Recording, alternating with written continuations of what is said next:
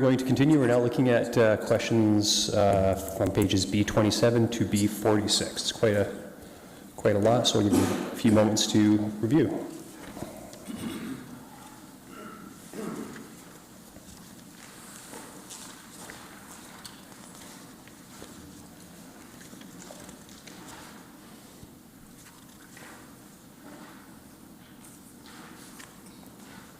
Beginning with Councillor Chapman.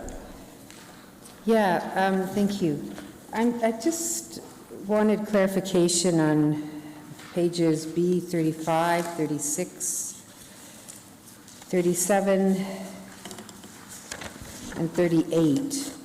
And again, I went back and looked at the 2022 budget, and there's such variations, some higher, some lower, some pushed down the road, some sooner, and I just wondered, like I sort of thought the long-term forecast was sort of laid out, and we mostly kept to what was proposed at the time. So I'm not looking at any particular line, but maybe if I could just get a sort of overall understanding of how this works.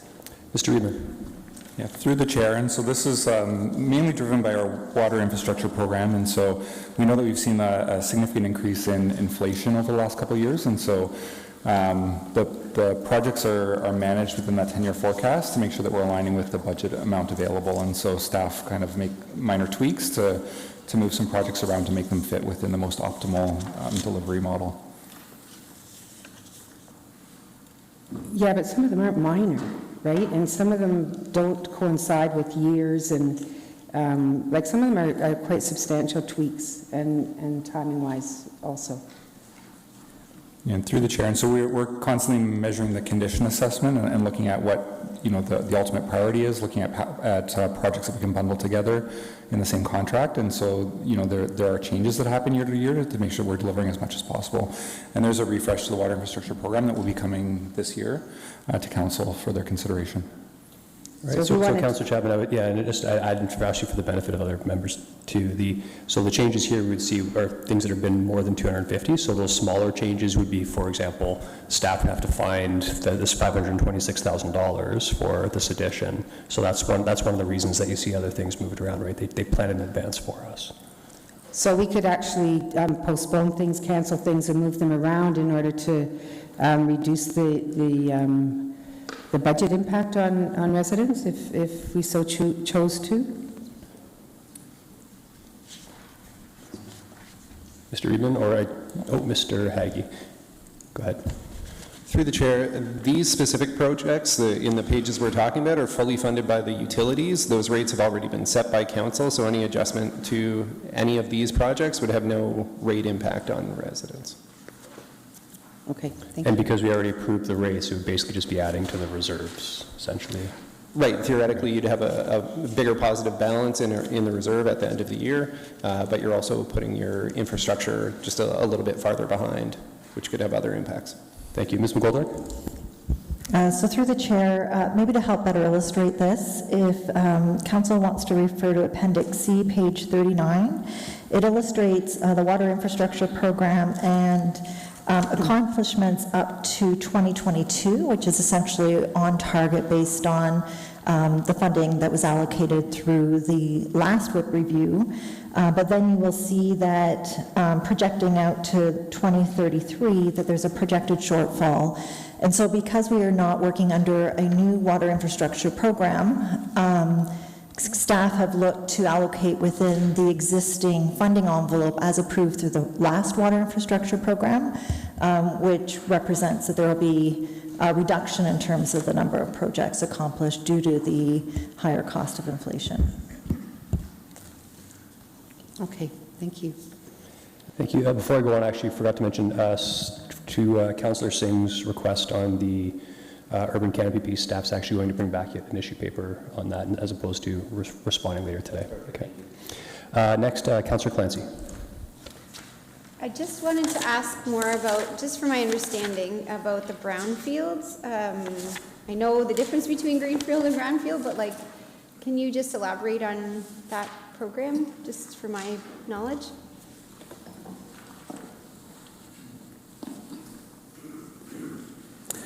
So through the chair, so the brownfield TIG stands for Tax Increment Grant. So this is for any site that is being redeveloped that has known contamination in. Both the city and the region provide a rebate on their taxes for a period of up to 10 years to help recover the cost, help the developer recover the cost of the environmental work.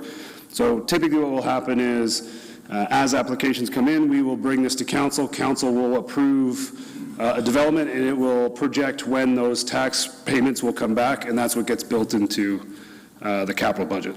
So it's essentially to make sure that brownfield development is as appealing as greenfield development. Thank you.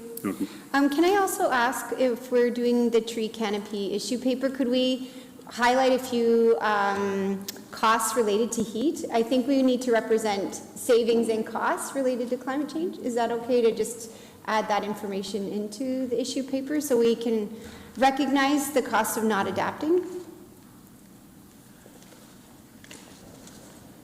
Ms. McGoldrick? So through the chair, perhaps we can have a discussion in terms of the information that you're looking for. I'm not sure if we would be able to do that analysis within this week to provide turnaround on an issue paper, but maybe I'm overthinking what the request is. I think there's some good data on like $1 spent in adaptation saves 15 in harms related to climate change. So I just want to make sure that we fairly represent all the benefits and costs associated with adjusting our tree canopy goals. So through the chair, certainly in terms of the general benefits, kind of more of that global outlook, we can certainly provide that information. And in fact, I believe we had provided that as part of the benefits analysis through the Sustainable Urban Forest Strategy. So yes, we can provide that general information. Just something with dollars attached. I think that's what really, it sounds like we're looking for a financial analysis, so just adaptation on a financial benefit. Thank you. Thank you. Next is Councillor Singh. Yes, through you, Chair Davey, B35. If you could just kind of help understand for Whip Road reconstruction general. We just see a minus, I think, 1.2 million, but then in 2028 it significantly jumps to 50 million. Can you just understanding that?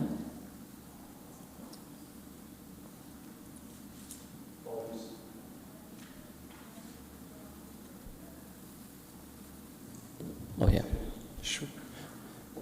Through the chair, overall, we have a funding envelope for that program, the WIP program. So you'll see in 2023, it's around $37 million on page 38, the total at the very end. Page 38, okay. So it's 37.4 million, then 38.3, and what have you. So we have a funding envelope to stick within for that program. That line that you've outlined is kind of the balancing line. So we have some funding existing funding sitting in that account that we are using to fund the 2023 program. So it works somewhat like a stabilization reserve for that specific program. Okay, but to kind of sum it all up, irrespective of how you reconcile the different counts that way, over a 10-year capital forecast, we're looking to spend about $285 million towards WIP. The full road reconstruction is $484 million. Oh, I see. Again, on page 38, right-hand column. Okay, so you're just going to have to kind of look at all the different pages together then to make sense of it. Yes. Okay, thank you. Mayor Vabenovich? Yeah, just on page B43, I noticed there's several things that are related to traffic calming, which has been a priority, obviously, for council, and it's one of the things that council will deal with in terms of the operating budget.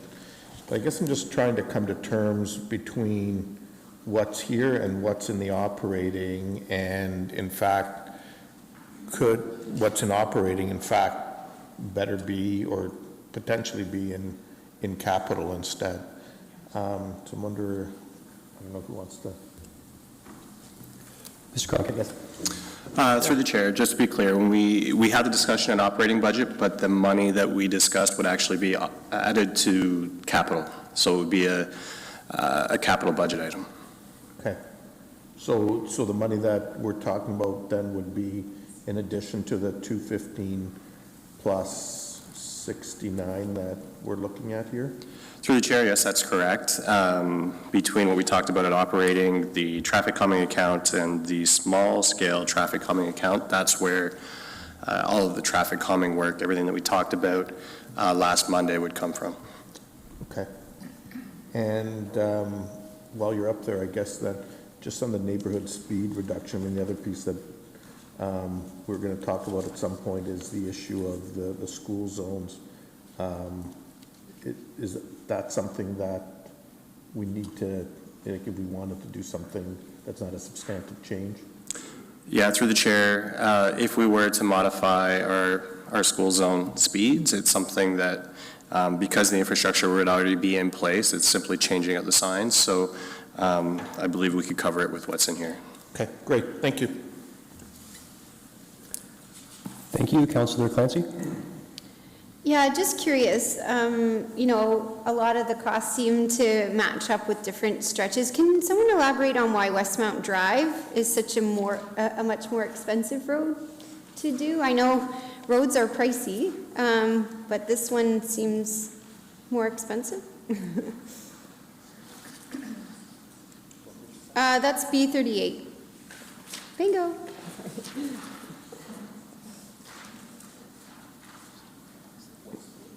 Yeah, it's 16 million versus other roads that kind of are under. Is that because it's in Ward 8? No, I'm just kidding. Sorry. I need a filter.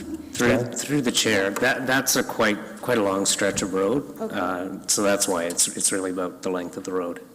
Okay, thank you. Thank you. Councillor Deneau? Thank you, Chair. B43, the cycling infrastructure. The amount for 2023 is almost a quarter of what the overall 10-year period would be. So I'm just curious why it's so high, almost double, it is actually double, than any of the other years for the next 9 years. Through the chair, in the years 2021, 2022, and 2023, there was additional funds put into that account to account for the downtown cycling grid. So it was a strategic action item that was invested in by previous council.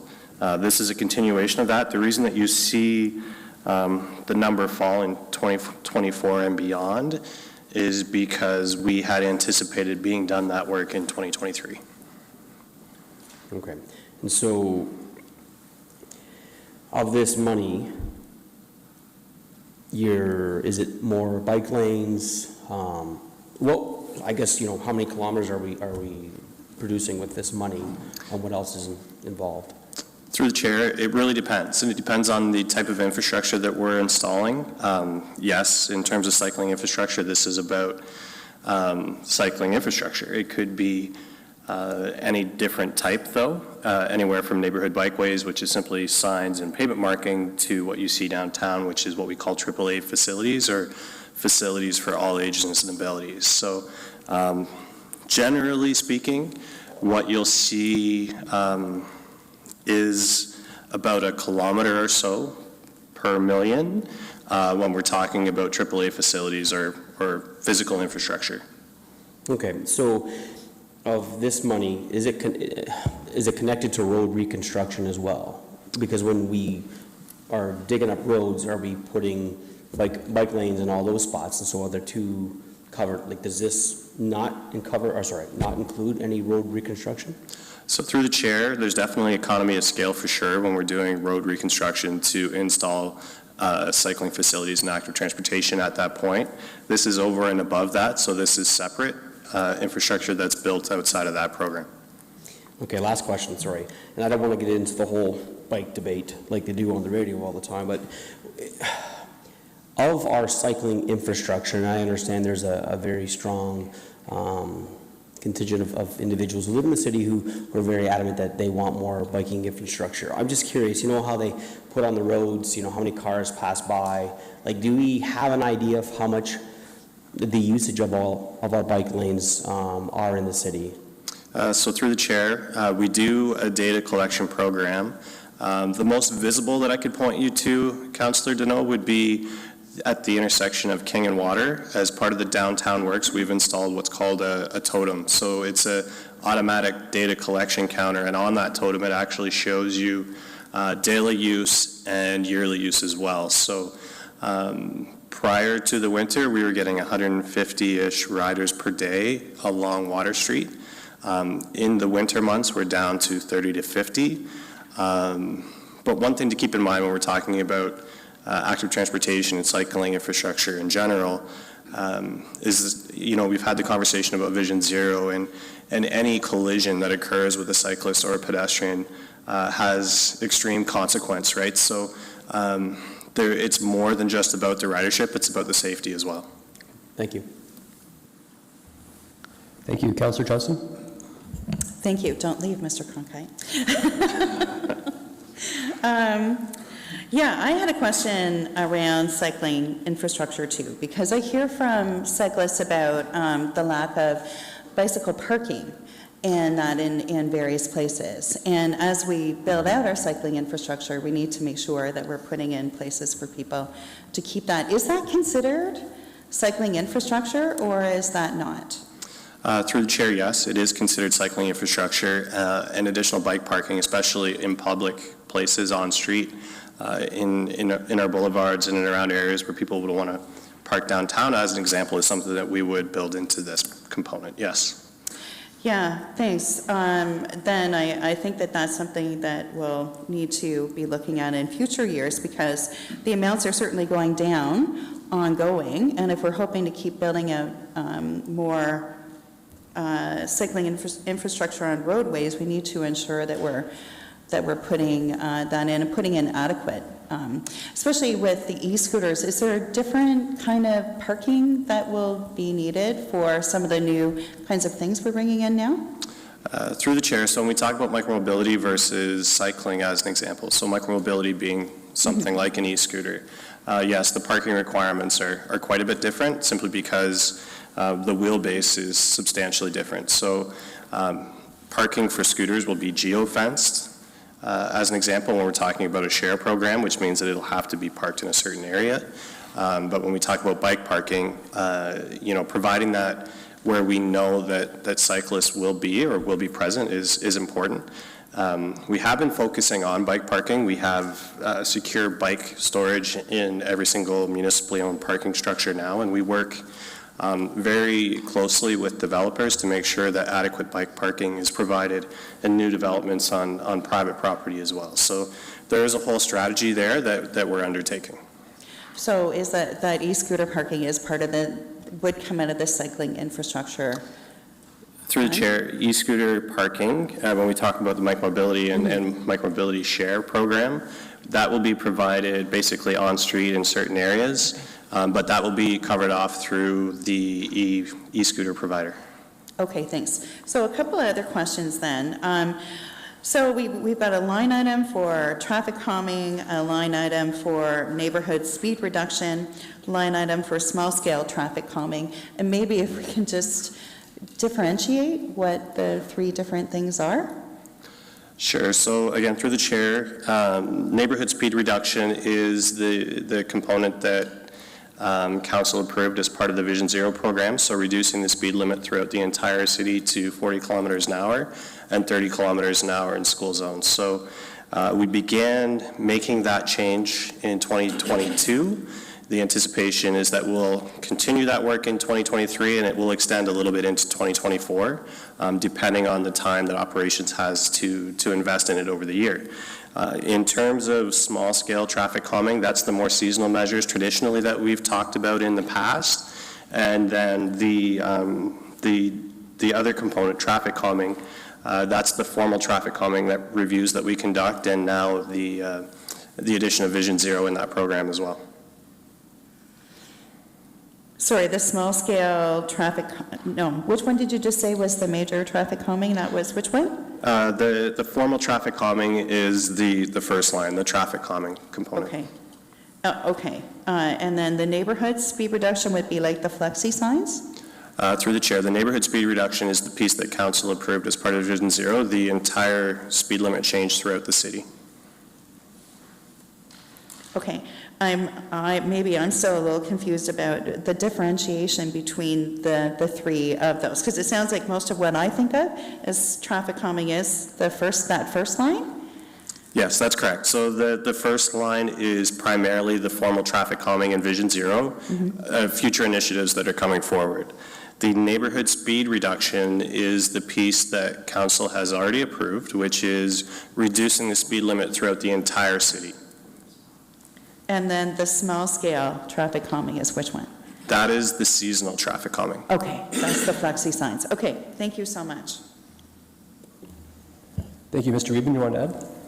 Yes, through the chair, and so the spot improvements through Vision Zero, that would be allocated to the first line as well, and so that's part of the Vision Zero program. Okay, up next is Councillor, who hasn't spoken yet, Councillor Owodunni. Thank you very much, Chair. Just clarity, I just wanted clarity so we're on the same page when we use certain words. I heard road reconstruction earlier on, and does that mean we're tearing it down and replacing, or is it we're fixing a hole? I don't know who's that's to be directed to. So when we use the phrase road reconstruction, just want clarity on that. Looks like Mr. Allen's going to answer your question. Through the chair, yeah, road reconstruction in this sense would mean rebuilding the entire road, so all the underground services, the surface as well, the road pavement, the curb, gutter, sidewalks, so the whole bit. So that's what we call reconstructions, and that's what's funded under the WIP program. Okay. I'm looking at page B39, so resurfacing will basically be just fixing the potholes and things of the like, am I correct? Through the chair, yes, basically. The resurfacing program is what we call a mill and replace. So we'll mill off the asphalt and repave the road entirely, so it'll look like a new road. It's not a pothole repair program. It redoes the whole road. Okay. What do we define pothole filling? What would that be called? So I know what it is when I see it. Mr. Rubin, do you want to take that? Through the chair, so that is in the INS budget, and so there is an operations portfolio that includes the seasonal pothole repairs. Got it. Ms. McGoldrick? So through the chair, potholes are defined through the minimum maintenance standard, and so as surface discontinuities. So we do have a regular inspection program and also reporting process for potholes. Ms. Lusk is here, so she could actually speak to the dimensions of what a pothole is, but certainly that's done as, okay.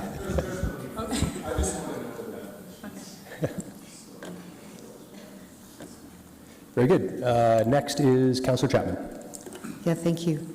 My question has to do with what was previously called the Innovation District Parking Project that was slated for 2027 and 2028. What happened to it? Maybe what was it? Like maybe it's just under a different heading here? Through the chair, that has been removed from the parking forecast. It was completely funded by development charges, and parking is no longer allowed with changes to the Development Charge Act to have parking cannot have DCs funding it. So it has been removed as part of our DC update. And what was it? Can you remind us? Like what was the project itself? It was a placeholder for some additional parking spaces in the Innovation District, but it wasn't defined as far as what it was, how many spaces, location, any of that. It was similar to, we had the discussion this morning about library and how there's about $10 million out in 2029 for future library space. It was the same idea, that we will put some kind of parking in the Innovation District, funded by DCs, but that's not allowed anymore. Okay, my other question has to do with on page B45, there's reference to the heritage impact assessments, and I thought these were paid for by the developers. So what would that money be used for?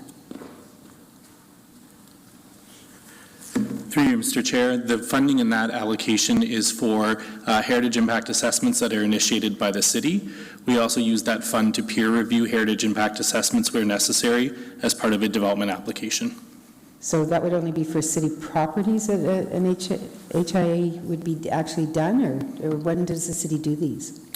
Through you, Mr. Chair, we've had some cases previously where heritage resource was identified through a development application, and we had an interest in reviewing that heritage asset, so we undertook that work. So it's when the city initiates the heritage impact assessment outside of the development application process.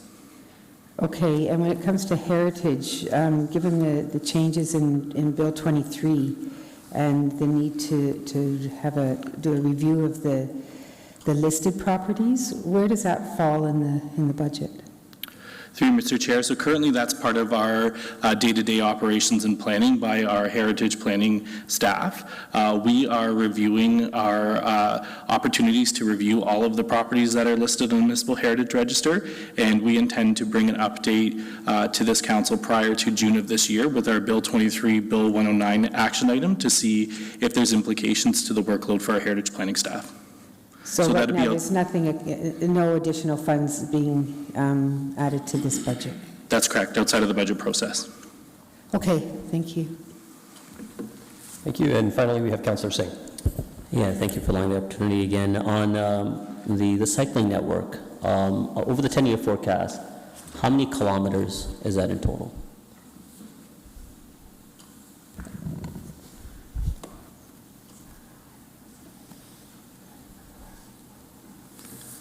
So through the chair, again, it really depends on the type of infrastructure that we were to install. Going back to the Cycling and Trails Master Plan, we have about 80 kilometers or so of cycling facilities that were earmarked as short-term priorities, so that 0 to 10-year time frame. So this budget is intended to cover that off. 80 kilometers.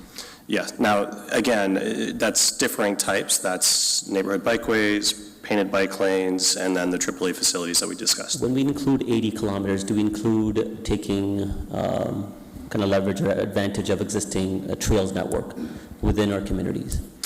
Through the chair, yes, that's exactly why we combined the Cycling Master Plan and the Trails Master Plan in the previous iteration so that they function hand in hand. And because of that, does that include the asphalting and winter maintenance of those trails as part of the overall master planning of the cycling network? Through the chair, the Cycling and Trails Master Plan does take that into account in terms of this budget line, the specific budget line. They're very separate. So trails and active transportation, one is on-road and one is considered off-road, and we've separated them as such. So, and again, I understand and appreciate now is not the time, but is there an opportunity for us as a council to have a strategic dialogue of combining them together? Because I see one of them as one of the same, really, and rather than segregating and seeing, you know, one taking priority over the other depending on the funding alignment. If it's one, then, you know, I'm hoping that the trail network that can benefit suburban neighborhoods outside the downtown and connectivity to the downtown a lot more effective and seamless than the approach that we're taking right now. Mr. Reedman? Yeah, through the chair, and so the entire intent of us merging the two in the Cycling and Trails Master Plan prior to 2020, they were two separate master plans, and so we worked comprehensively with the community on developing a strategy that makes sense and make sure we're implementing a continuous network throughout the city that's prioritized. And so while the budget shows up in two different areas because most of the trails are within parks or natural spaces that are off-road, the strategy of implementing them is very much coordinated between the two teams through the Cycling Trails Master Plan. So how about the trails that go through the hydro corridor? Through the chair, so that is through Ms. McGoldrick's team, but it is all prioritized in the same Cycling Trails Master Plan. Okay, but we utilize those trails as part of a master planning for a cycling network as well, because they're not necessarily neighborhood trails. They do really go through big swaths of our community, right? Correct, and so we prioritized off-road trails as cycling connections because we know there's certain areas of the city that it makes more sense to connect, you know, your active transportation through the trail corridor, and that was the intent of merging the two into one master plan. Okay, within my minute and a half, is there ability for us to accelerate those asphalting and winter maintenance of those strategic trails that are interconnected to our cycling network? I know we're having discussion on neighborhood trails, which more of the emphasis, you know, is around neighborhood walkability and connectivity to schools, but now I'm looking at a wider picture of connecting all parts of our city to our cycling network, but utilization of higher level trails within our city. I would have assumed the issue paper would cover both, but Ms. McGoldrick? So through the chair, the prioritization through the Cycling and Trails Master Plan took into account both of those criteria, the connection into schools as well as a connection into the broader cycling network. And so that was very much how the trail, the high priority trails were prioritized. And so the implementation of the Cycling and Trails Master Plan takes into account both of those factors. But what I'm saying is, could this council direct increased priority to the trails that are part of the cycling network, so that again, there's an equal and equitability of across the city for trails and cycling network, and dual advantages of a trails too that provide connectivity for walking and cycling. I'm sorry, Councillor Singh, just clarifying question. Do you mean, like, are you talking about additional investment, or are you talking about reprioritization? Reprioritization within an existing budget. So through the chair, council had approved the Cycling and Trails Master Plan and the priorities as established through the Cycling and Trails Master Plan. I would suggest that it's a broader conversation in terms of realigning priorities set through the Cycling and Trails Master Plan. And so perhaps that would be, in my mind, an update to the Cycling and Trails Master Plan, probably a progress update, and then any recommendations or actions or directions to staff at that time. We could account for the reprioritization if so directed by council. Okay, a larger discussion. Master plans are amazing. They're larger documents for visioning, but also very shackling too. Okay, I'll leave it at that. Thank you. Councillor Clancy? Yeah, I have a question about B45. Two questions. One, can you describe what the community environmental improvement budget line is, please? Through you, Mr. Chair. So the Community Environmental Improvement Grant is a grant program that hasn't been utilized in a few years. It was administered by our Environment Committee in consultation with planning staff. That program, with our new Climate Change and Environment Committee being established early this year, one of the priorities will be to review that grant program to see if we continue on with that as a separate grant program or potentially roll it into other grant programs that we already have through the Neighborhood Development Office. Awesome, that seems, yeah, it just seems a very small amount given the circumstances. I also was curious, when we think, like, this seems like a review of different development practices, if I'm understanding this page well. Where would sustainable development and sustainable building practices fall in this page? Like, do we have some investment in reviewing how we build? Through you, Mr. Chair, we absolutely do. So right now we are working with our partners at the region, Cambridge and Waterloo, looking at green development standards. When we take on additional review and studies of that nature, that would fall under the Planning Studies Growth or Planning Studies General account, depending on the nature of it. So that's work that we always do endeavor to do, whether it's through advancing through the development review process, through development applications, or taking on that work ourselves. So we are currently engaged with our regional partners on community green standards. And when do you expect there'll be an update? Like, when will council hear about that work? This coming year. Okay, thank you. Thank you. Councillor Janot? Thank you, Chair. B45, community environmental improvement. I'm just curious what that entails. What did she just ask? Oh, I'm sorry. Yeah, sorry, that was just... I'm sorry. Never mind. No worries at all. That actually concludes all the questions then from that section, so move along. Okay, questions on 47 to 63. Councillor Singh. Yeah, thank you, Mr. Chair. I really do realize, and I'm reflective that I'm sounding like a broken record when I see large items accounted for in 2023, and then it's, not necessarily that same demand expected in later years, but right now we're dealing with increased both construction costs, supply, and labor costs as well, just because of inflationary issues. So page B51 in downtown maintenance, I see a large item for 1 million that's already probably was in the budget before, prior hand as well, and then 65 there beyond. Any rationale given of considering, hey, let's do it a year or two out when we have a better market conditions as opposed to absolutely necessitating it right now? Ms. McGoldrick?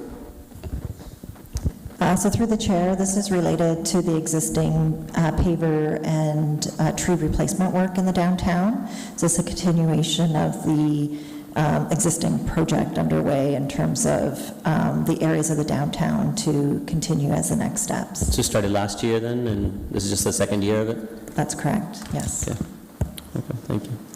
That's why maybe 2022 would be there helpful as well, just so we don't ask stupid questions like I did. Thank you. Councillor Clancy? Yeah, I had a question on B49.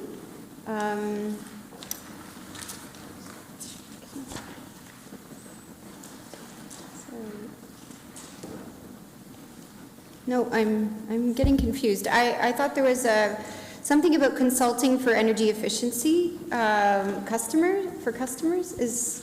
Where am I must have gotten mixed up. I think there's a fund related to energy efficiency for customers, and it's through our utility. Through the chair, it's our demand side management. It's approximately $300,000 per year. And those are funds that we do for all of our customers, from residential, commercial, and industrial customers, for energy upgrades and retrofits. Right now, we're running a program for a rebate for the electric thermostats or the digital thermostats and things like that. And we've had before furnace rebates when you upgrade your furnace. And we do work with other industrial customers on boiler upgrades and things like that to be able to reduce their energy consumption. Is there a room in this page for some support to our industry? You know, like this seems very, don't get me wrong, like homeowners emit a lot of carbon, but I know some of our emissions are from our industry.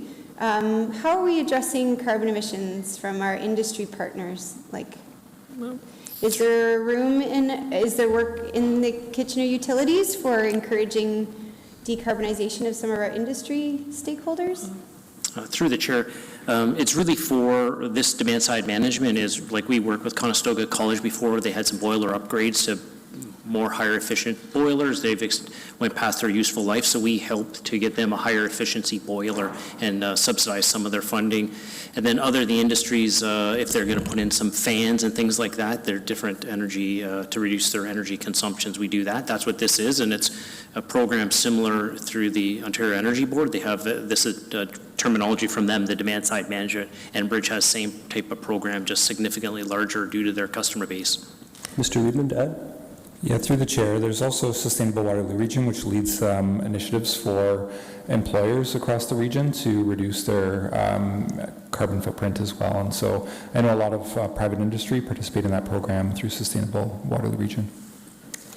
And maybe this is more, thank you. I'm curious to maybe this is more related to our development. Is there a place for those energy analysis or energy efficiency analysis through our planning and development departments when we build something new, right? Like, sorry, this might not be your page, your budget page, but a related question, but maybe more for Mr. Stevenson. Is there an openness to investing in that energy efficiency? Oh, he left. Actually, Mr. Liebman's going to take this one. Oh, okay, thank you. Yeah, through the development process, making sure we build things that have that scan done, that assessment done. Yes, through the chair, and so that's part of the Green Development Standard, so it's looking at all sectors, and we have a few different partnerships in the area, and so our Green Development Standards are actually being done through Waterloo Region Community Energy, which the City of Kitchener is a member of, and so we're pooling funds on the Green Development Standards, but they are also looking at other opportunities to reduce energy consumption and improve circular economy in the private sector as well. Thank you. Thank you. Councillor Chapman? Thank you. On page B54, it says new neighborhood parks. I'm just a bit, well, what parks are these we're referring to? And does it include new parks and parkland acquisition, or property acquisitions for new parks in the downtown core. Ms. McGoldrick. So through the chair, the new neighborhood parks are related to parks that developers would build as part of providing complete communities. And so there are 15 new parks planned between 2023 and 2024. The city funds those parks through development funding, and then the developer constructs the parks and puts in the amenities. So are these like the public-private parks, or the POPs? No? No, these are parks that will be conveyed to the city after the warranty period, so within city lands that would become city lands. So once we don't have the development charges, then what happens to those 15 new planned parks? Do they just, is that the end of them? So these parks are not funded so much through, like in terms of the land is provided through through our associated bylaw from the developer, and so the developer conveys these lands as part of their overall development obligations. And then I believe it's funded through the Park Reserve, Mr. Hagee? Mr. Hagee. So the initial land comes from development through the development process. The park is installed using development charges. And then the very next page is park rehab. That's what we would use to replace the park in 10, 15, however many years. But we don't need to pay for the park land. So we get the land from the developers pay for the infrastructure of it over time. After it's past the warranty period, then it becomes the city's responsibility to maintain and upgrade. Right, but without those development charges that you just alluded to, then that would mean any projects that haven't been initiated, say this year, may not be initiated in the future? We're still collecting development charges in this area, so parks is not excluded. So we will still be getting DCs for parks. The conversation we'll have to have is, do we continue trying to install this many this fast, or do we, put the DC reserve into a negative and have to issue DC debt? That's the kind of conversation we'll have. Okay, and, as far as the places and spaces, the spaces part of the report, it was very clear that we needed more parkland given the increased intensification in the downtown core. Is there any place in this budget that accounts for the acquisition of land or the converting of city land into parkland? Through the chair, there is a small amount in the infrastructure, or in the parks and cemeteries area. But the reality is that Bill 23 is affecting this because we just approved our additional parkland, and that's something else that's going to need to be addressed when staff comes back with the plan, because there's a huge wrench. And Mayor Benich, do you want to speak to this? Oh, okay. And in the meantime, we have the funding in the Parkland Reserve that can be used to acquire parkland as opportunities come up. We don't have any specified in here, but as we move forward, if parcels are identified or what have you, there could be a discussion and a report from council outside of the budget process to acquire specific parcels of land. Ms. McGoldrick, to add? Yes, and council had directed staff to prepare an acquisition strategy for primarily those neighborhoods that are deficient in parkland, which, as you referred to, largely are in the downtown core. So that work will be underway in 2023. It has been paused because of Bill 23 and trying to understand kind of that long-term impact. However, we anticipate that plan will be brought forward to council this year. In the meantime, as development does occur in the downtown, we are looking for opportunities with developers to look at maximizing the amount of parkland that's provided through a development. I guess maybe you can tell me how much is in the Parkland Reserve, but also how much it would cost to buy parkland, to buy land in the downtown core right now. I'm not sure.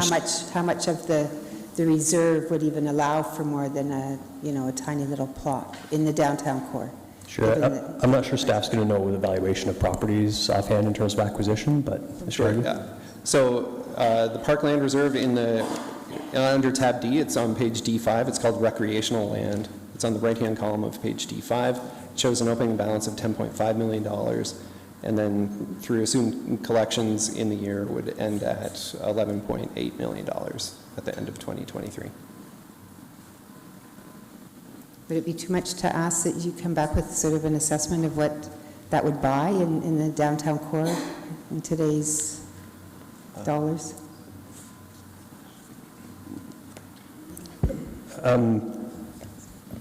I guess trying to figure how staff could even answer this, but it would depend on the property value. Like, staff can come back with an estimate on the average property value in the downtown, but I'm just struggling with how that's part of the budget process, I guess. Like, Mr. Reedman? Yes, through the chair, and so it is a difficult one to answer because it depends on the zoning on a property and a whole bunch of different factors, but there have been some valuations as high as 16 million an acre on some transactions recently in the downtown.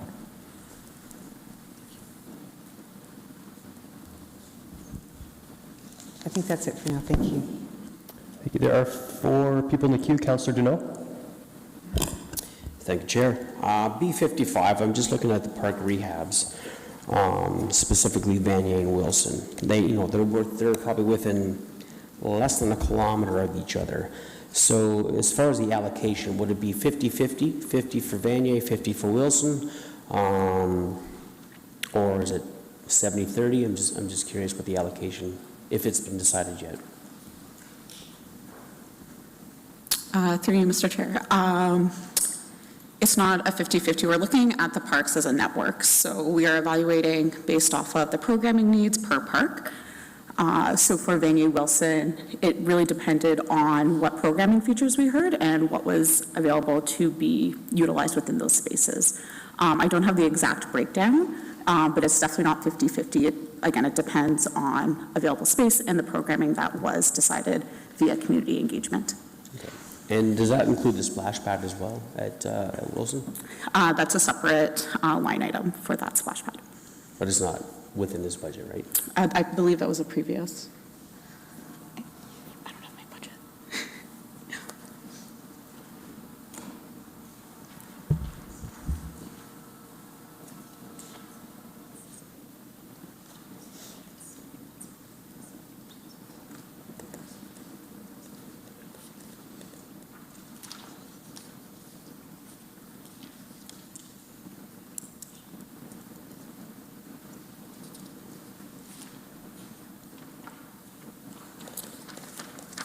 My apologies. So for the Vanier Wilson, that was identified for funding, I believe, in 2022. So that was brought forward. And then I'll have to go back and look at some of the budget allocations previously, but I believe it was a previous line item. Okay, thank you. Thank you. Mayor Kubanovich? Thank you very much, Chair Davey. 2 questions. The first one has to do with cemeteries, and I can't remember, like I'm looking through here and I'm not sure that I see anything. Where are we at in terms of future capacity at our cemeteries, i.e. how much more lifespan do we have in terms of the land assets that we have left? And somewhere in here, is there dollars that we're starting to set aside or something for future land acquisition for our next cemetery, wherever that's going to be? Through you, Chair. Yes, we have engaged a consultant that we're actually working with right now, which is determining our capacity currently and how much longer we have.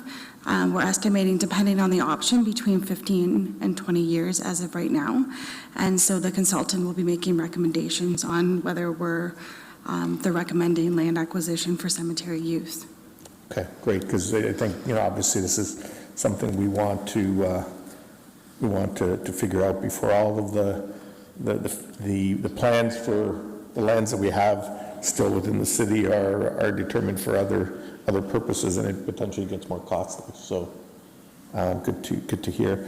Thank you for that. The other issue I want to bring up is probably a request for a brief issue paper, and it has to do with Grand River Park, which is something, a Grand River Park, or parkland on the Grand River, which is something that we prioritized last term. I get why not much happened during the past term on that, with the pandemic and everything else that was going on. But as was raised when we last talked about this, something that's been talked about for probably more than 30 years. It's an asset that runs through, I think, 4 of our wards in the city. It's one that is under, greatly underutilized and has significantly more potential. We've been able to do a little bit with some money from tourism with respect to canoe launches and so on. But there is something more substantive that needs to happen there. And so I would really like to, I don't think we can, start setting aside broad amounts of money yet for it. Nor not even sure what we might need, but I think what we do need is to have some focused capital resources on moving this forward. And so I'd like to see an issue paper on what that would look like in order to see this issue move forward, at least from a planning point of view, in a substantive way in 2023, so that we can look at it further in 2024. So Ms. Goldrick, is that something you could bring back for us? Ms. McGoldrick? Yep, so through the chair, we can certainly bring back the resourcing and funding needs to be able to advance work associated with Grand River Park. And discussions are underway in terms of potential acquisitions. And so we do think with dedicated resourcing, we could advance that. Okay, great. Thank you. Thank you. Councillor Michaud? Thank you. I'm not sure if I'm piggybacking on Mayor Vandevik's comment or not, but I'm just curious about the canoe launch. I know what a canoe launch is, but could I have a little more information on it? Ms. McGoldrick? So through the chair, an organization called RT04 had brought forward funding and project management resources to advance canoe launches across several municipalities. The current priority for the City of Kitchener is Otterbein, but there are 2 other sites that we want to advance through partnership as well, and those discussions are ongoing. Can you identify those sites or not? So off the top of my head, it's Stanley Park Optimist and Bridgeport. Okay, thank you. Thank you. For a second out here, just wanted clarification on the salt dome. So the way it's reading here, on final budget day, it will go from 1.8 million to 2.8 million, is that correct?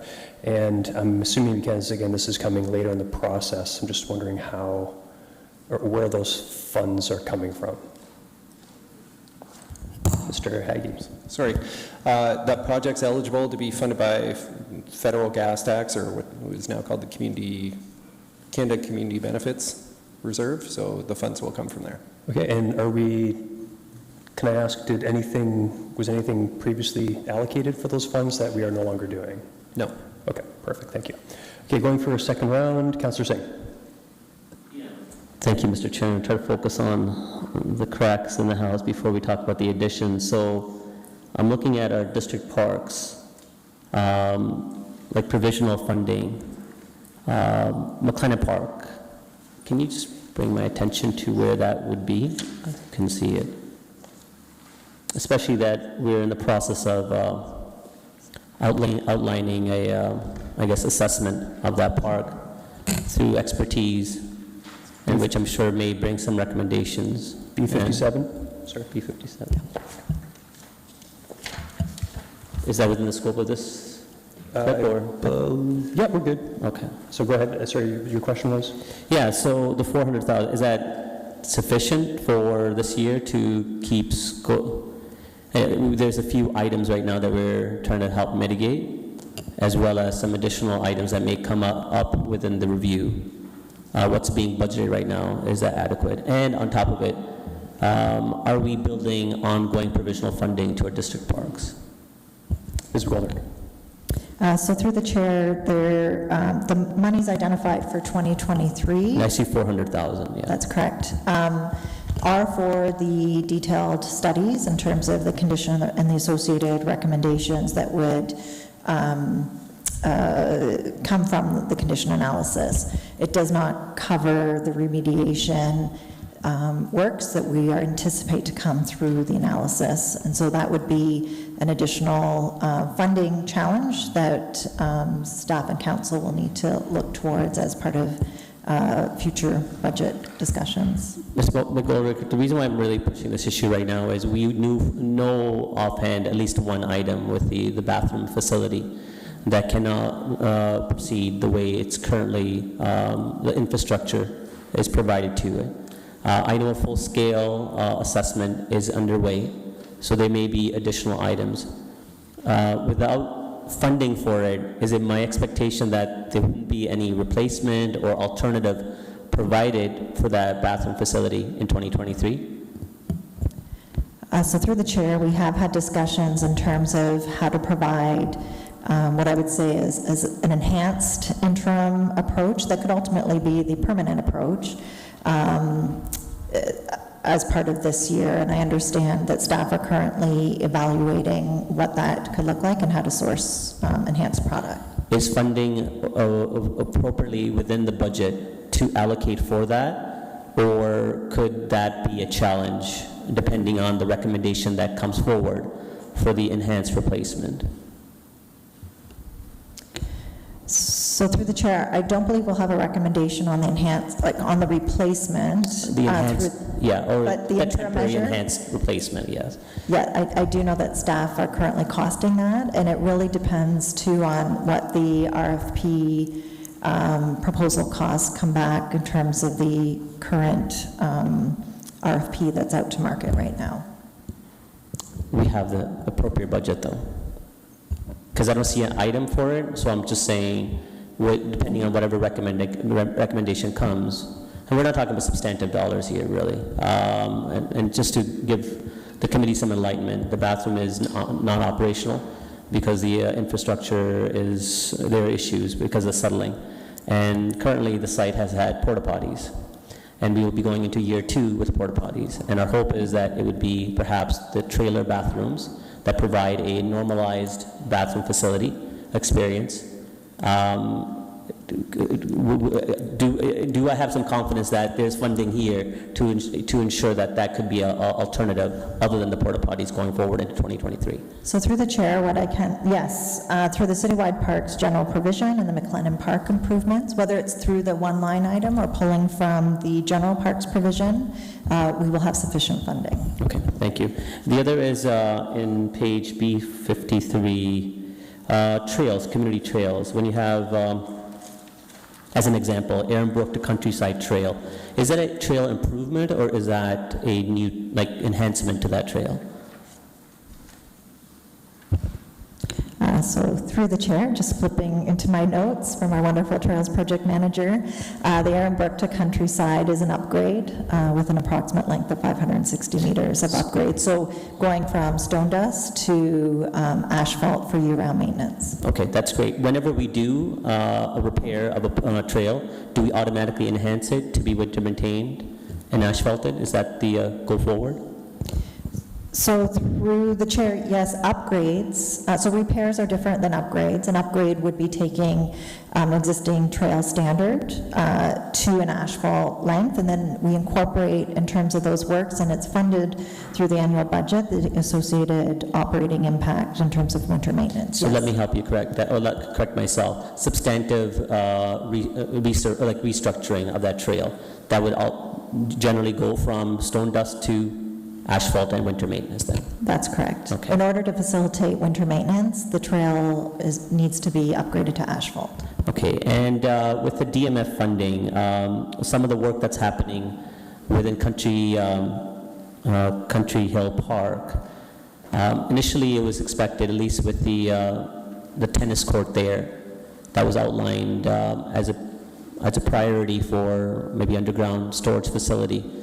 What year would that be within that forecast then? Or are we projecting now, based on the funding allocation here, into 2026? Because it was initially my understanding there was supposed to be park upgrades into 2023 or 2024. Mr. Lamb? Yeah, and through you, Mr. Chair, and thank you for the question. So with the DMAF projects, particularly the ones where we're installing stormwater ponds or stormwater infrastructure in parks, we have had some significant engagement with community members that have expressed some concerns. So what we're doing is we are pausing. We're having further conversations and engagement with the community to ensure that the solution that we end up ultimately putting into those parks is the right solution. So specific to the Country Hills Park, that is us taking a step back in terms of engagement, and we will take the time that we need in order to have the proper conversations and design the proper infrastructure. Right now, we are targeting roughly around 2025 to do some substantive work in that area. So the issue is we were trying to align the DMF funding or the work that's required along with the overall park improvements, because that park is, it needs some facelifting. So that would be overall deferred as well, because I think we were trying to do both at the same time. Yeah, and through the chair, so where there are opportunities for us to combine projects and combine scopes of work, there is an economy of scale there and some cost efficiencies. So we are looking at, the potential park improvements that are going to be impacted by the stormwater work to be conducted at the same time. So some of the facilities that you are referring to may not necessarily get, depending on the types of work, they may not necessarily get addressed until we actually do the stormwater work, especially if they are impacted by the areas in which we're conducting that work. Because this is very site-specific and may not interest everyone else because it's not in their ward, could I get a update as to what this impact is going to be, what the initial projection was for the park improvement, and what's being delayed, or how long it's going to be delayed for, what parts are being delayed because of that? Thank you. Yeah, and through the chair, we're more than happy to connect with you offline. Thank you, I appreciate that. Thank you. Thank you. Councillor Clancy? Yeah, two items. So I just wanted to echo Councillor Chapman's comments about the downtown park space. I'm glad to hear that you'll come back to us with specifics about where that investment can be made, just knowing that the costs rise over time and intensity rises over time. So thank you for looking into that. I also have a question about 91 Moore, and this might be like Councillor Singh, it's very site-specific. Is there any, can you elaborate on what will happen at that location? What the plan is? Will they include that convent building and that parking space, or is that strictly the, anyway, you tell me what the plan is. Yeah, great, thank you. Through you, Chair. So 91 Moore was purchased in 2018, and we purchased just the building to the right, closest to Mount Hope Cemetery. The other buildings to the left, like the Catholic school there, is not purchased through the city. That's still to be determined. But for 91 Moore, we currently have a lease agreement with Extenda Family. So Extenda Family is in the building. We just renewed the lease till April 2024, and then we'll be looking to convert that space for cemetery use. And when we say cemetery use, it would be for indoor niches, columbarium. That's where cremated remains are interred inside the building in a wall unit. And then we'd be also looking to maintain the community space within 91 Moore to use for gatherings related to funeral and cemetery functions, as well as community functions. Much similar to what we have at Williamsburg Dedication Center, the community space there is used for cemetery and funeral functions, as well as general public events and functions as well. Thank you. Thank you.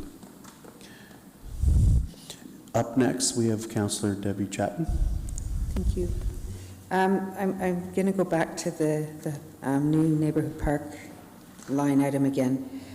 Similar to what Mayor Bavanovic is requesting for the Grand River Park, can we get an issue paper of some sort giving us numbers and costs and distribution of acquisition investments for downtown parks over the next 10 years? What it would look like, but with more specifics. Ms. McGoldrick? So through the chair, that specifically was a direction from council through the August report of spaces to bring back a report in 2023. We will not be able to provide information as part of this budget process. Those discussions are very much underway and need to happen in conjunction with understanding the Bill 23 impacts. I can share with you what the current plan is in terms of the new neighborhood parks and where we anticipate those parks being built and the number of parks that are being allocated. So I can certainly bring back information on that, but in terms of an acquisition strategy, that was a body of work that council directed staff to undertake in 2023. Okay, I mean, I understand all of that, but if an acre of land in the downtown core is an average of $60 million, is there any reason we couldn't integrate this into our budget now? Because if we don't do it now, and not all in 1 year necessarily, but if we don't do it now, we're putting it off to 2024 before we have any money allocated for this sort of thing.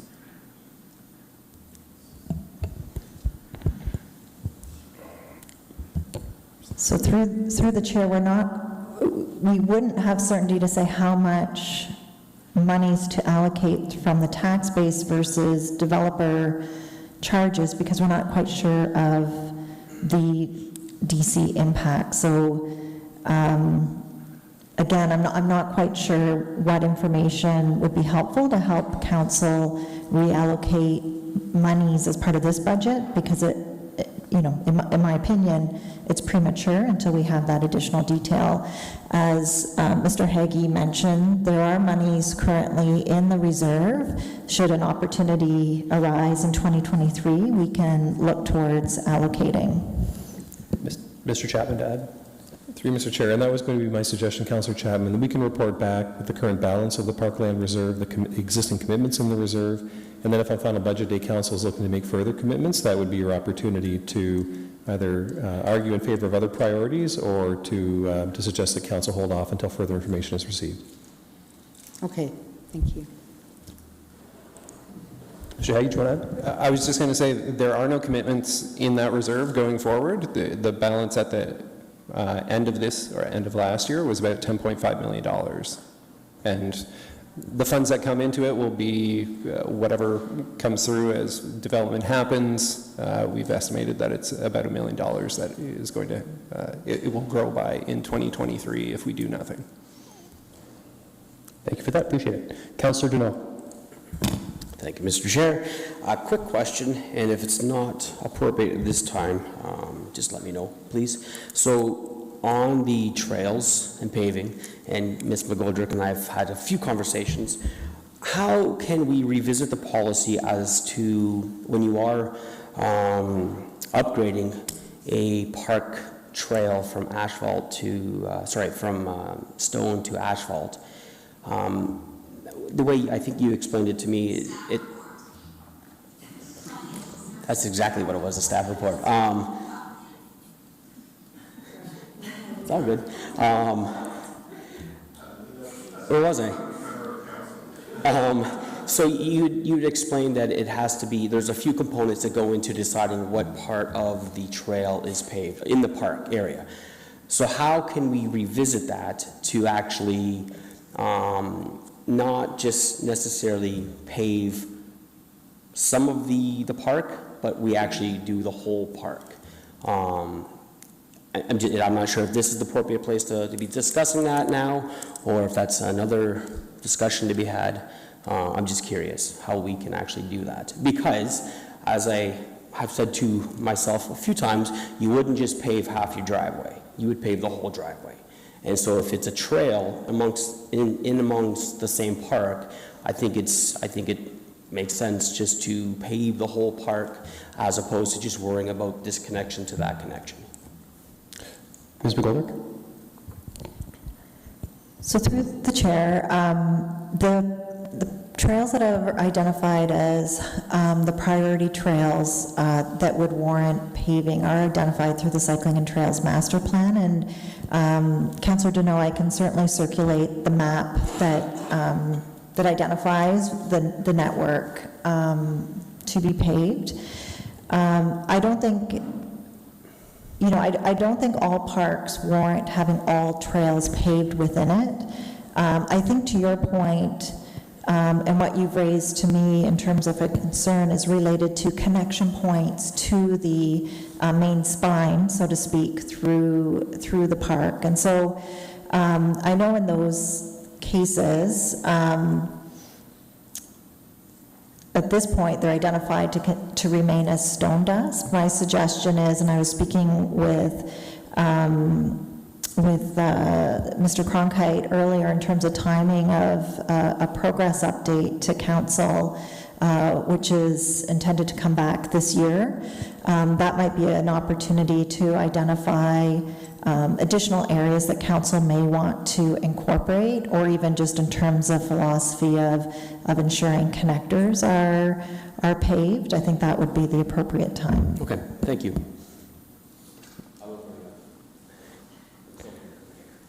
Thank you. There are no further questions on this section. Let's move on. Oh, we are complete. Very good. So is there, I guess this is the point where I would ask if there's anything that was not captured in capital budget that anyone would like to ask or discuss. Mayor Verbenovich. I'm only flagging this. Councillor Ioannidis, you indicated you had an issue around waste. And I know it's more operating than capital, but if you're looking for information for that for budget day, we should probably still get that dealt with today so that it can be, so that we have the information for budget day. Certainly. And Councillor Ioannidis, did you want to speak to that? So staff has an understanding of the request? Councillor Ioannidis. Yeah, just one of the requests that I've been continually getting for the last 2-3 years in particular, a huge increase, and just how we can serve our community better with better outlets for garbage disposal. Okay, so I would look to staff, I guess, so if the issue paper would essentially be, what would staff's recommendations be to potentially enhance garbage collection services, bins, et cetera? Is that something staff can accomplish? I know you're hoping to get the issue papers out by Thursday of this week. Ms. McGoldrick? So through the chair, we can certainly provide context in terms of our existing program and the limitations in terms of year-round sanitation, and provide an estimate on a per can basis if we were to increase the number of cans. There are challenges, of course, in the winter in terms of access and staffing, and so there could be a corresponding staffing impact because most of our sanitation staff move to winter operations in the winter time. I would look to Ms. Lusk just to confirm that she has the resources to complete that analysis this week. Yeah, I know there's been some good discussions and good rationale, but I mean, I like what I'm hearing. Whatever the costs are, I want to hear what they are. Ms. Lusk? Okay, through your chair. Yeah, certainly we can take a look. We have high level, we know what our budget is. We have high level numbers of where our cans are summer versus winter. So we'll bring you back information, as much information as we can this week. It certainly is, we are hearing it as well. And I think we do see challenges now with different types of weather in the wintertime. And as Ms. McGoldrick did indicate, our staffing complement goes from 12 in the summertime to 3 in the wintertime. So, thank you. Thank you. Okay, and just before I get, there's quite a few number of people in the queue now. Just a heads up, we have actually, through the operating and capital so far, have asked for, I would say, a significant number of issue papers, and I'd just like to remind committee, if I may, that, again, this budget is more the culmination of previous year's work, and for those of you that have keen interests in changing the future direction, we do have strategic planning coming up very soon, so I'd just like you to keep that in mind as I go through. Okay? Councillor Deneau. Thank you, Chair Davey. And so I guess my question and my concern is that this proposed property tax increase at 4.8%. I've had many constituents reach out to me, obviously not happy with the potential increase. And so I guess my question is, how do we bring this number down? How do we get to a number where we at least maintain the services that we currently have, as opposed to, and I think we all want the best in our city, but I don't think this is the time to be adding extensive burden on the property, on the taxpayers. We have pensioners, people who have fixed income, inflationary household costs are beyond, it's crazy, and it's nothing, people can cut back all they want, but it's still there, the cost is still there. So I'm just curious how we can bring this number down, because with the region's anticipated rate increase, I worry that we are piling too much on the back of our residents. And again, particularly that category of people who are on fixed incomes, or members of our social services programs across the city who have only gotten 4% over the last 4 years in a raise. So I think we need to be, and I know we'll be meeting with Mayor Barry and Chair Davey next week, but I think we need to be very weary of where we go with this increase, and really take a step back and try to understand the impact that it's going to have on our residents. Thank you. Thank you. That is a question for, Mr. Chapman's going to add, that is a question a bit for council, but go ahead, Mr. Chapman. Through the chair, so I'll respond directly to the question and then just provide a brief perspective on it. I think you said it well, that if your goal is to maintain existing services but are not supportive of enhancing services in a time of high inflation, you would focus on those strategic investments first and foremost. That if they were not funded, it would take the levy increase well below 4%, if I recall correctly, but you would be maintaining existing services. Two very quick comments. One is, in the citizen survey, which had a healthy response rate, a majority of citizens indicated that they were satisfied that it was a reasonable increase. I appreciate that for some it may represent a hardship, but for a majority of residents, they were supportive of it. And I would just offer that consistently Kitchener has brought in among the lowest or the lowest rate increases. It will be the lowest likely in the region this year, and continue a track record of being well below inflation. And so we certainly stand behind it, but I appreciate your comment, and that would be the area to focus. Yeah, and I would just add, again, I did check the math, and if the first opportunity would be literally to vote against all of the additional $1.5 million, which would bring the levy down to, I believe, 3.7% if those were to all fail. But I, frankly, Councillor Deneau, with the issue papers that we requested, I'm frankly more concerned that we're heading in a direction to go over budget than the opposite direction. But that's something that we're going to have to hash out in the final budget day. Councillor Chapman. Yeah, I wanted to go back to page 47, like not in the appendix, but in the main part of the report. And I noticed that many of these projects carry over into 2024, 2025, and they're all substantial projects. And as has been mentioned, we're not adjusting at this point for any changes that might come from Bill 23. So I guess my question is, should we be delaying or re-examining some of these projects, knowing that we are going to be adjusting for Bill 23?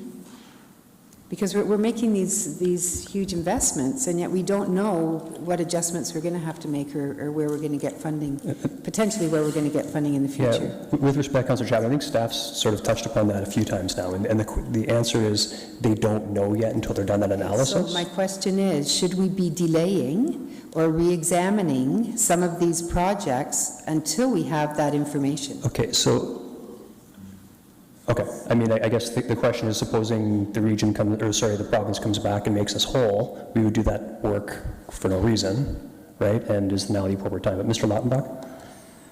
So through the chair, certainly some of the information that we need related to development charters and the changes under Bill 23 is in the regulations. And so we're waiting on that information so we have the full financial picture.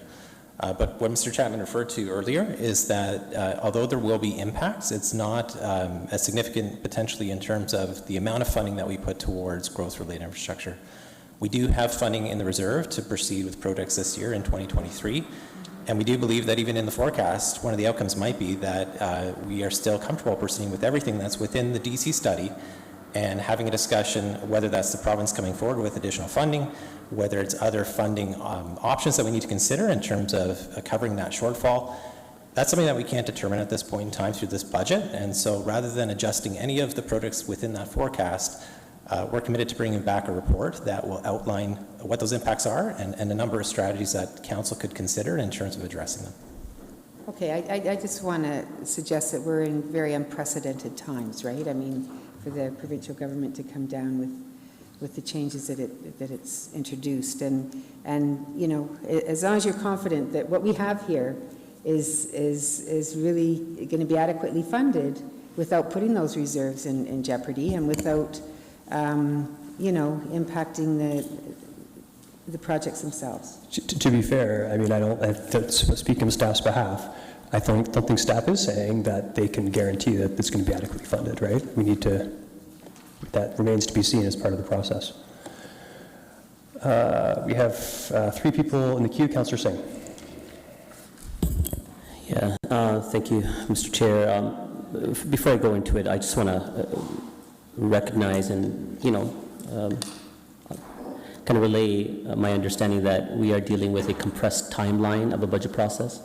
So I do get that we are giving a lot of work to our staff in a compressed time to bring appropriate data and information back.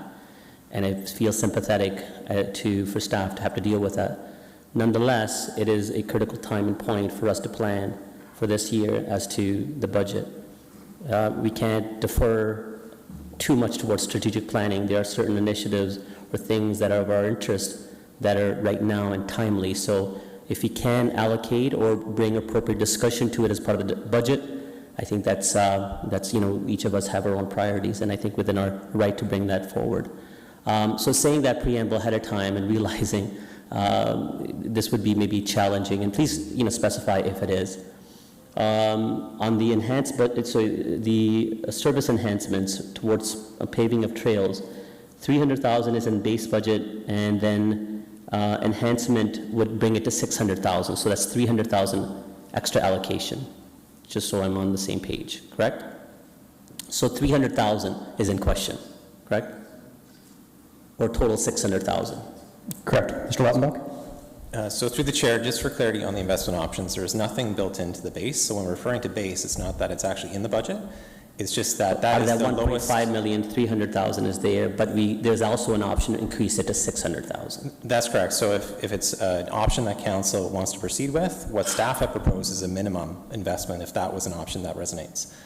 And then the enhanced option is 600,000. Okay, so recognizing the minimum suggested, which would be a half kilometer, is 300,000, to bring it to a full kilometer of paving to 600,000 and not try to limit the investment in some of the other priorities. The issue paper that I'm requesting is, if it's feasible, to allocate that extra 300,000 as a reprioritization from our cycling master plan. So that's our cycling infrastructure that's allocated, the 1.9 or whatever that item was, and then the subsequent funding over the 10-year forecast. So whichever way that would be required to do that, but that extra 300,000 to be reprioritized from the cycling budget. So I'll see to staff if they understand or what I'm asking, or if it's even feasible. Ms. McGoldrick.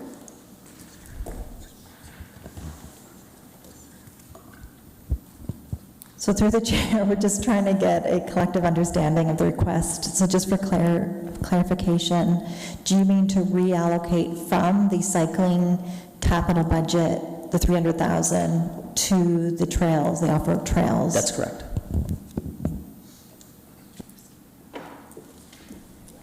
Mr. Chapman. Through Mr. Chair, so if the request is an issue paper to identify the implications both for the Trails program and the cycling program of that decision, I believe we can author that issue paper. I think the consequence will be our inability to hit the target in the short term for the cycling network minimum grid. I understand that. But we can write that issue paper. Thank you. But that's a reprioritization or a discussion we can have as part of the full budget if there's consensus or not. The other is out of the complement of 20.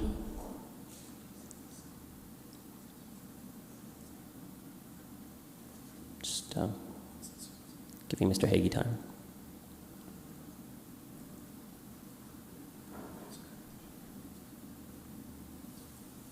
Okay, yeah, thank you. Of the staff complement that's recommended for additional FTE hires, what focus or consideration was given towards more of intern hires or student hires, like as interns, be it co-op or intern for the whole year? I raise this more specifically as our efforts to see a wider diversity within our staff complement. And this could be an approach of us kind of nurturing the next talent of staff within our corporate structure, giving them an opportunity, exposure to the government sector, and of course the city of Kitchener, and the potential of them being hired at a later stage as well. Mr. Chapman? Through you, Mr. Chair, the city does currently hire a large number of co-ops and students across a range of areas. Our assessment is that the roles in front of you today would not lend themselves to that for various professional or technical reasons. I mean, certainly if there are any on that list where you would challenge that assumption and look for further discussion, I'm happy to have that conversation with you. But our assessment would be that these roles are not conducive to temporary or revolving positions as we've looked through them. That said, we do share your interest. It's a conversation the mayor and I have had often about how we grow internship potential, but I believe that is separate from the FTEs that are in front of you in this budget. Could I propose a issue paper of an intern within the mayor and council office? I know we have a co-op position, which tends to serve a bit of a challenge because, again, it's revolving every four months, so no one really gets a full breadth of the understanding of the challenges within the department. Instead, a intern position, which may have a small funding allocation change, a difference, but at the same time, we would get a better, I guess, service or benefit from ourselves as well as towards the student as well. Through the chair, our thinking as line councillor Singh, I look to Mayor Urbanovic. I don't know if you have thoughts that you want to share on this issue, but we've also grappled with the relative benefits of a shorter-term co-op versus a one-year internship as an example, perhaps for a like a postgraduate student, and those conversations are ongoing. I don't know that an issue paper is required because that's not primarily a funding issue. I think it speaks to what the objectives are, for that FTE in the Office of Mayor and Council. But I'd look to Mayor Urbanovic as well, given I know we've had conversation about this issue. Mayor Urbanovic. Sure, I can speak to it briefly. I mean, as council knows, there's a position in the Office of Mayor and Council that that's part of this budget that's already being looked at. That will, I think, then once that's, assuming that gets approved, we'll also have the opportunity to look at the grad student kind of role that you're talking about. There are pluses and minuses in the sense that if you're looking for someone longer than 4 months, you then limit it to someone who has completed their studies as opposed to someone who potentially is looking to gain work experience and brings a fresh perspective. Certainly, I think as we move forward, it's a discussion that we can have with members of council and explore how to move that forward. Okay, thank you. It's just an opportunity for me to highlight, I think, as available tool that's to us, as well as I think speaking to my earlier point regarding, ensuring that we have gradual diversity seen visibly within our corporation, and that's one way of kind of nurturing that talent ahead of time in whatever avenues we can take through the institutionals that exist here, and more importantly, just to. I apologize, Mr. Chair, I'm taking long. I appreciate the latitude. But further to what Mayor Urbanovic has said, I think we do have an opportunity to work within the institutions here locally, where we can perhaps align a co-op position or a one-year term within their program if there's interest there. That can benefit, of course, that program and as well as us as an office. Thank you. Thank you. Councillor Schneider. Thank you, Chair Davey. I just wanted to continue on with what Councillor Ioannidis was saying about the pickup of the waste in our parks and trails. And I just wonder, I'm sure staff is already aware of this, but I know with the improvements that are coming to Kinsey, Oughton, and Idlewood Park, they're going to be using a new kind of waste container made by Soterra. It's the deep well waste containers, and it actually, goes into the ground, and it also prevents the disposal of household waste because it's a smaller entry. You have to put your hand in and drop it in there. So as we're looking at that, I know we're using the bins right now, but don't need an issue paper, but maybe just to be informed of, what the original cost would be to do this, and probably the savings of not having to pick up so much and deal with the household waste. So just wanted to kind of put that out there. Don't need a issue paper, but I'm really proud and happy to see these new waste containers going into the improvements that are coming to the parks in my ward. Ms. McGoldrick? So certainly we can include that, the capital costs and the operating impacts or savings associated with that, as well as we've also introduced MOOCs into high-frequency parks, so we'll look at including the cost of that, because I think those are two options. Significant capital costs in comparison to bins, but reduced operations costs. Thank you. Councillor Clancy. Yeah, I just was curious, looking at little cost-saving opportunities if possible. There's a line on B47 about City Hall spandrel glass replacement. Can you speak a little bit about why that's needed right now? Or is there an opportunity to defer? Sorry, most problems. Ms. McGoldrick. So through the chair, in terms of the City Hall spandrel glass replacement, that's a critical infrastructure replacement for the glass panels on City Hall. We had an engineering assessment of the condition of those panels and risks associated with deterioration of the fasteners of the spandrel glass, and the recommendation was to do it do the replacement within a specific time frame, and we're actually at the outer edge of that recommended timeline in which to do that replacement. Certainly we are aligning the replacement timing after the City Hall Outdoor Spaces project is complete. Thank you. Thank you. Mayor Rabinovich. Yeah, thank you. Just as a follow-up to item number 6 that Councillor Singh raised, and I'm not looking to have the discussion or debate today, but when that information comes forward, I think it's also important for us to understand how any of that ties in with any provincial or federal funding that either we've utilized already or that we might be eligible for, or other funding. Because I know we're always looking for funding sources on things like cycling, which is a priority of other orders of government as well. So that can be part of that consideration. Just looking for a nod. Yes, okay, saw a nod. Yes, so there's no one else in the queue, so if everyone could just review the items before you on the screen and ensure that it's effectively captured.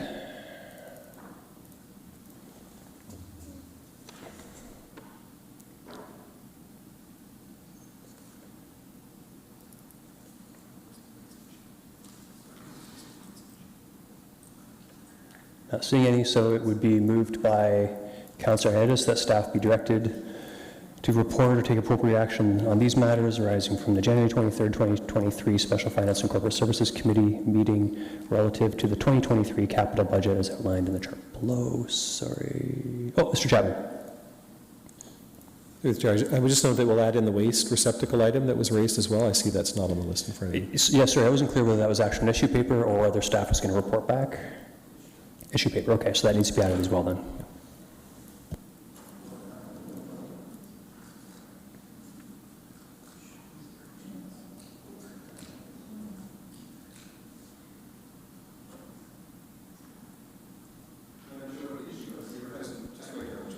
Certainly, the issue is essentially, it's open-ended, but how staff, if staff could just write an issue paper responding to how we may enhance garbage maintenance in the city with respect to, mostly I'm speaking with garbage, additional garbage cans, I would think, right?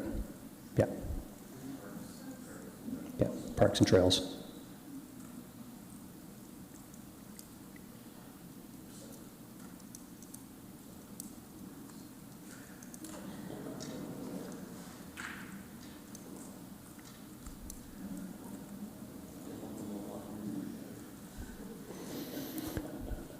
Okay, everyone good? Okay, it's been moved by Councillor Ioannidis. These items, those in favor? And any opposed? None opposed. Let's carry unanimously. So that concludes Finance and Corporate Services. I think clerks need a minute to switch over to Special Counsel. And thank you, guys. Good work.